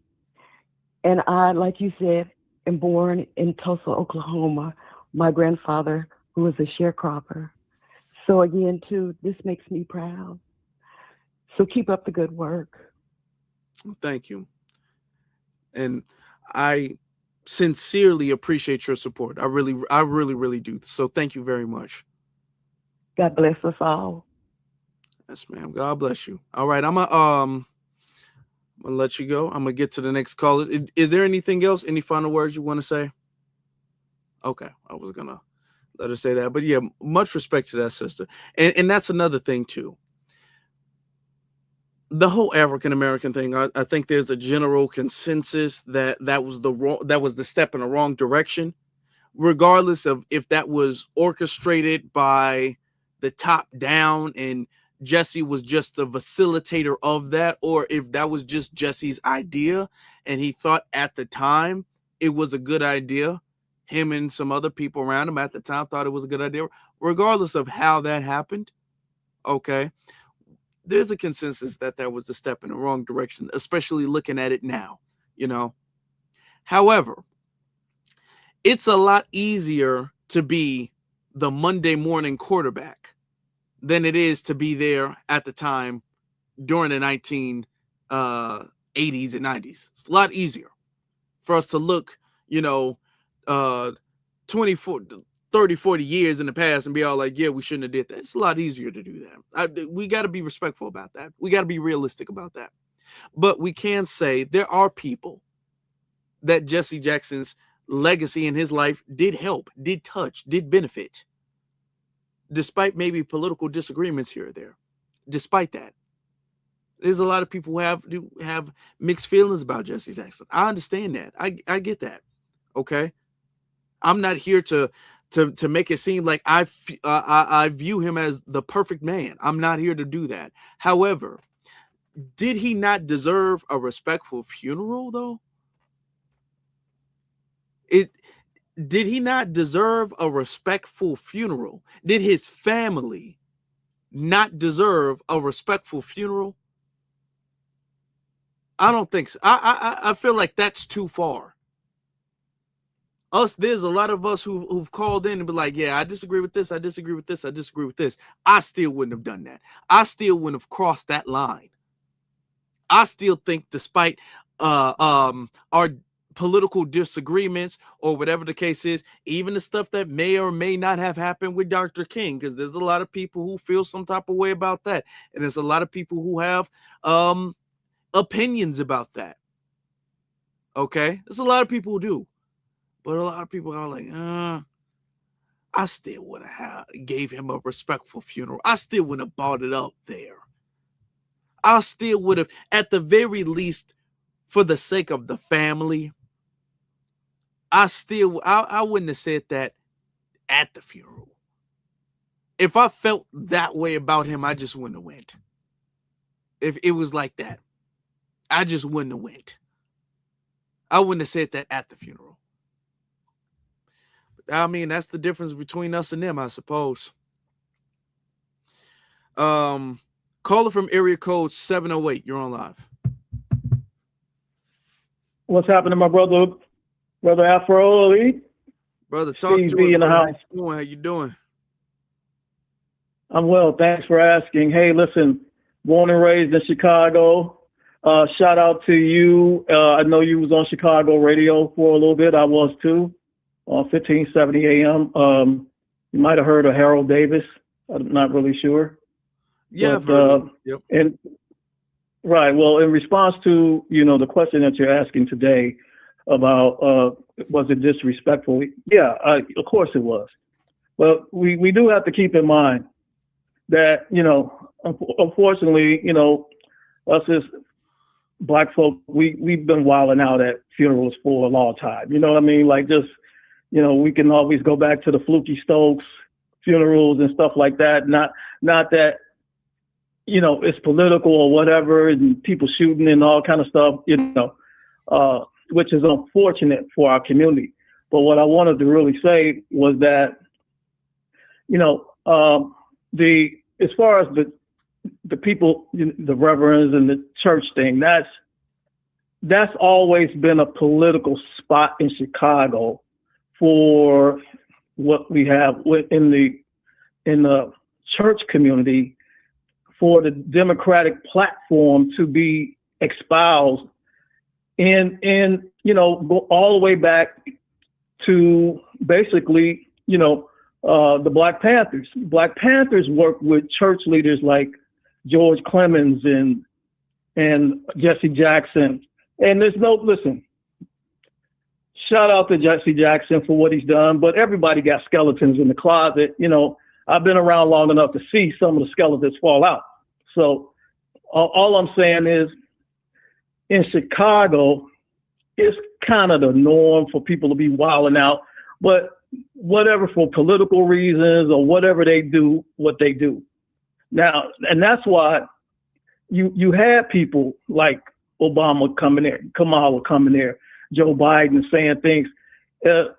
Even that the president of, the president of Colombia, he acted like he was giving a UN speech. So, as far as the Rainbow Coalition, it started to be a show, like they were trying to compare it to the Aretha Franklin funeral and things of that nature. And I agree, give the man his respect, whether I agree with him politically or not. The point is, he did make an impact in the world, regardless if I agree or not. And, that's pretty much the point that we have to go on. Unfortunately, our community have, especially in the church world, everything is a show. So that's all I really wanted to say, my brother. Keep up the good work. Okay, thank you. Appreciate that. Yep, appreciate the call. Let me respond to that and say, I've been to funerals. I've been there when people are doing the most, not even the most, too much. I've seen it. I've seen people do too much. However, doing too much, normally when Black people do too much, that's when Black people get up there and it's their turn to speak or whatever the case is. And they're going long. They talking about every single situation they've ever had, every incident they've ever had with this person, and they going way over time. That's normally that. There's some, and I've seen it. I got it in my family too. And we all know somebody who is very dramatic. And I'm talking about very dramatic. Y'all know, I'm talking about this person is hooping and hollering, crying, blowing their nose. We all get that one person who act like they've never dealt with somebody dying before.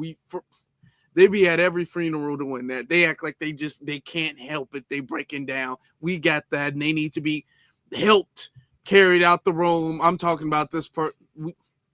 So yeah, y'all in the chat room like, yeah, we got that. We do have that.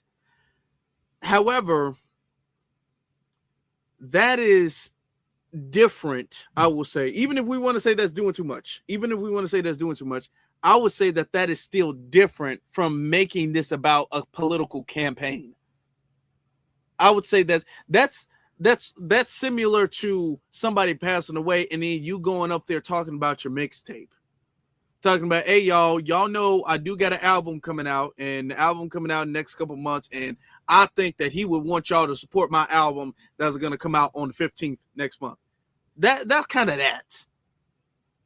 Like, that's making it about yourself. We got people who wallow. However, I think that the comparison, I would say that's different. I would say that's different. Let's get to the next caller. Let's get to caller from area code 850. You're on live. Can you hear me real quick? I'll make sure my earbuds and everything. Can you hear me? Yeah, you're good. You're good. You sure? Yeah. So I can go to speakerphone. Yeah, you're loud and clear. You good. Okay. I just wanted to say this. A great broadcast. And I want everybody to understand that they took, whether you agree with Jesse Jackson's viewpoint, he's still a civil rights icon. And what they did was disrespectful. I agree with that. I just really sat down and looked at all this outside of your broadcast. But I want to say this, and I'll be short and quick.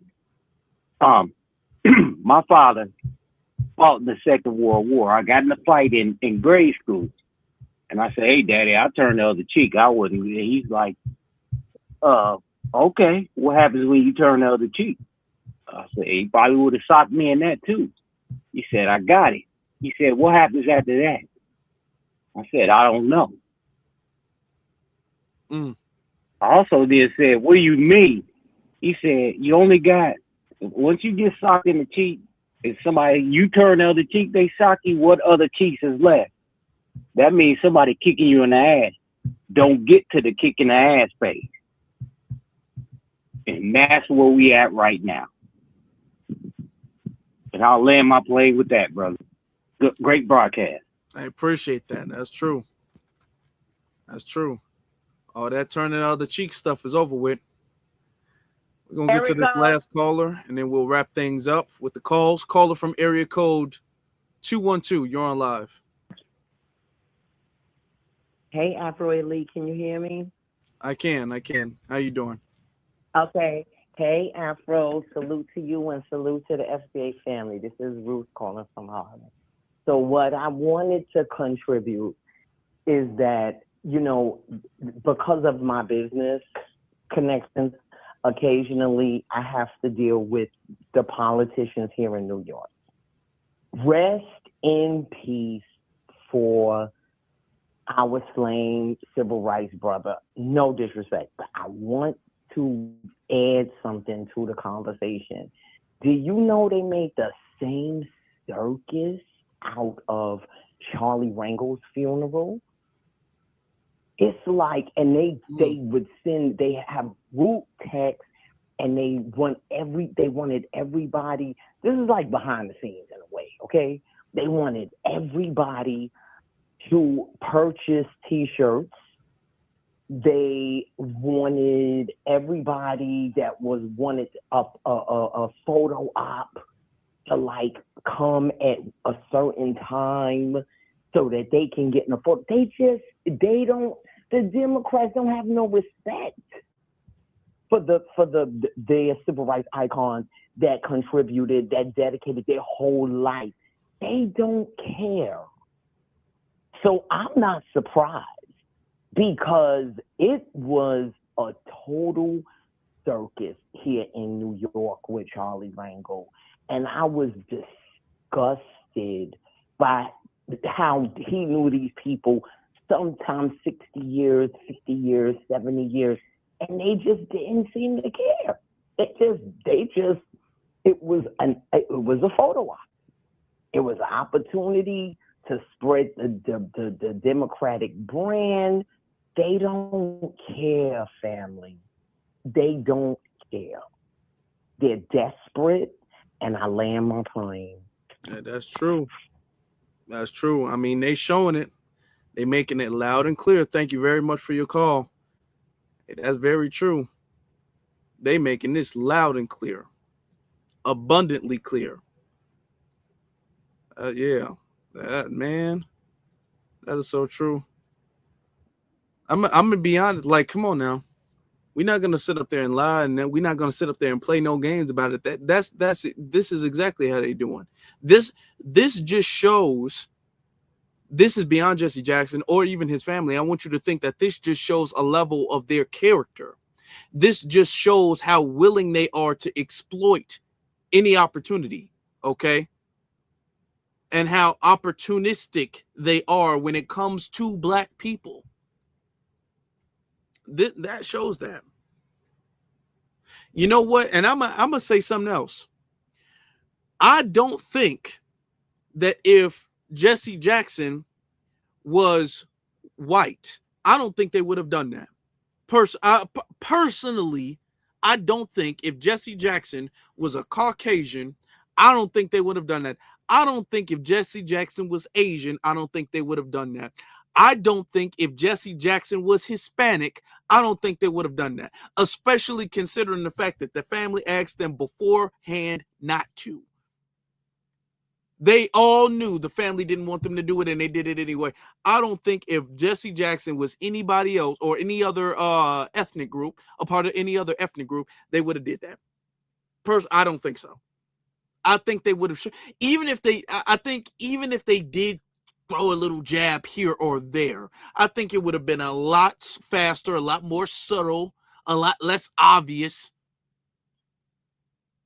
But the fact that he's black, they just showed no care, no disregard for him or his family.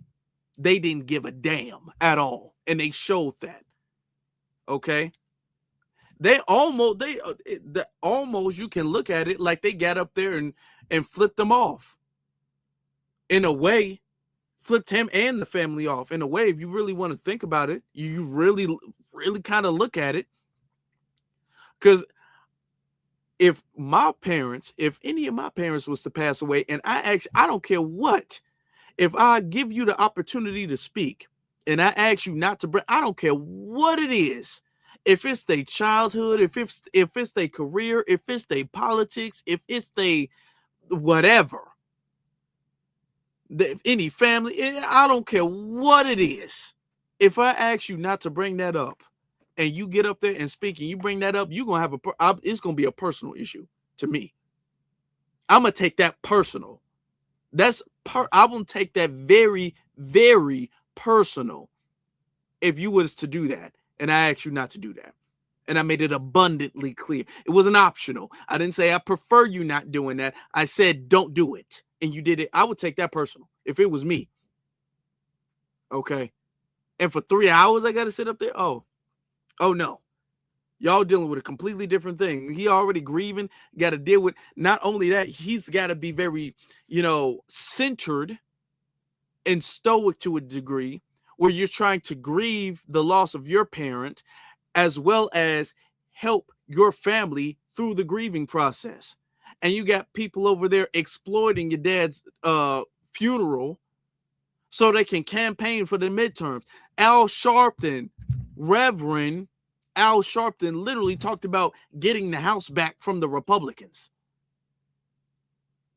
What are you doing?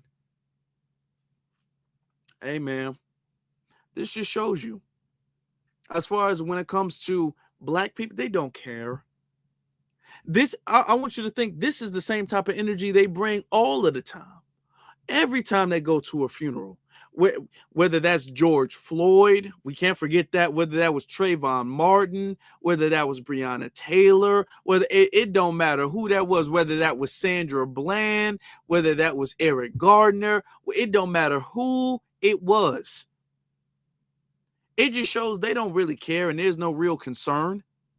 They go in there for photo ops, to raise their profile, to raise their brand, to campaign, to rally votes.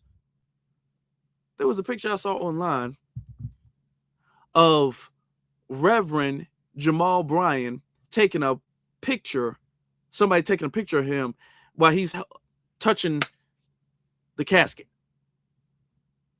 And I said to myself, I've been at a few funerals, quite a few funerals. I know some people, they might do the most. I know some people, when there's the viewing, they don't like to leave. We know that. I've never seen anybody go there and they sit up there and take a picture, have a picture taken of them at the casket. What are you doing? Why are you? I've never seen nobody with a camera be all like, okay, hold on, pose, and then look at it like, okay, that's good. What are you doing? What is this about? Okay. I've never seen that. Somebody taking pictures at I've never seen that. What is that about? Okay. You not even his family. First off, I've never seen a period, but it'd be one thing if you was like the family, you gotta let auntie slide a little bit, she just, but you're not even his family. Okay. Man. And somebody said in the chat, or the callers, this is one of the issues when it comes to the black church. Okay. Because you got reverends and pastors and all that stuff that are like that. Okay. This is why this don't look good on them. It don't.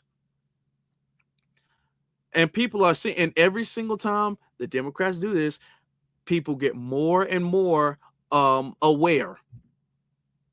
of what you guys are about. You guys are just proving our point. That's all you guys are doing. Let me get to the super chats, okay? We get to that before we get out of here. Let y'all go for the weekend after y'all hit that like button. For sure. I would greatly appreciate y'all doing. Let's get to all right, I got to this. Christopher again says, I'm surprised they didn't start line damn dancing. Yeah, man. They just made a fool out of themselves. They wanted to go viral. They was probably picking up the mic freestyling in a second if it went on too long. Lord have mercy. Kamala was going to start talking about her cooking recipes. You like, yeah, Jesse Jackson really liked my greens. I made it in a bathtub. She would, come on now. Brenda, thank you very much for your super chat. Thank you very much. I appreciate you sincerely. Thank you. And then James says, as usual, you're doing a great job. I appreciate that. And I appreciate your support. Okay. We in here together. We in here together. Kimberly, I appreciate your super sticker. Appreciate you. Thank you very much. And then No Limit Smitty says, what do you think would have happened if Trump showed up? He had a better relationship with him than all of them. If Donald Trump showed up, based off of what I've seen Donald Trump say, if Donald Trump showed up, Donald Trump would have just talked about his relationship with Jesse Jackson. Okay. He probably would have gave himself a pat on the back for trying to help Jesse Jackson. He would have. I don't think he would have used that to talk about the midterms. Okay.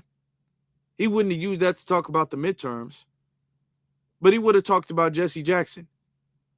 And it would have been more fitting considering his close relationship with Jesse Jackson. You know. But even and here's the thing. If Donald Trump got up there and did exactly what Obama did, you would have known all of the Democrat shills would be all over that. Okay. The Breakfast Club would have gave him Donkey of the Day. They're not going to give Obama Donkey of the Day. The Breakfast Club is not going to give Kamala Harris Donkey of the Day or Al Sharpton or any of them. But if it was Trump who did it, they would have gave him Donkey of the Day. And we all know that. J.D. Vance, whoever, we all know if he would have did the same thing. And I'm not saying he wouldn't have deserved it. But I'm just saying I want you to notice that. Okay? Roland Martin would make 2, 3, 4 live broadcast about that incident alone with a whole panel. Okay, you would have had all of them, Angela Rye and Tiffany Cross and all of them. They all would have said something. Jamila Hill, all of them would have said something about it. But they're not going to call out Obama. They're not going to call out Kamala. They're not going to call out none of them. Not Biden, not none of them. Okay, because their allegiance isn't to the black community. Their allegiance is to the Democrat Party. And that shows that. That proves that. Okay.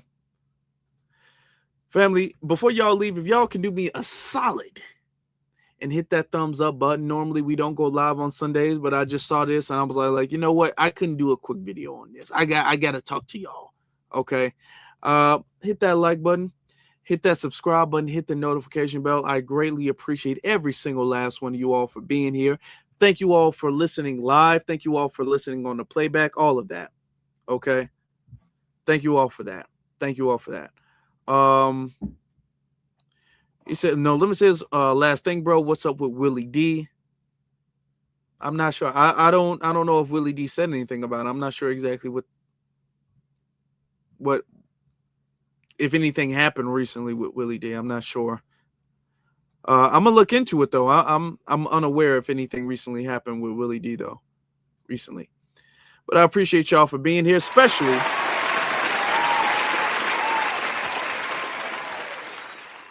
we don't go live. Considering the fact we don't go live on Sundays, you guys are still here. So that means a lot to me. So thank you. Thank you. Now, family, I'm going to let y'all go.